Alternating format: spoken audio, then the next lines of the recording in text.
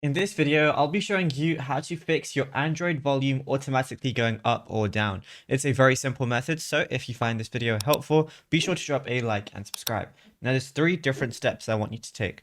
The first one is go ahead and check your phone and see if your volume buttons are basically stuck, like the physical buttons, see if they're stuck, because you might have a case or a cover on your phone, which might be making it so that they're pressing down on the volume button. So go ahead and check that. If that's not the case, what I want you to do is swipe down on the top right. It's going to bring up your control panel. And from here, just go ahead and turn off Bluetooth. If you don't want anything connected, because it could be like an external speaker or a headset, anything like that. So you want to turn that off.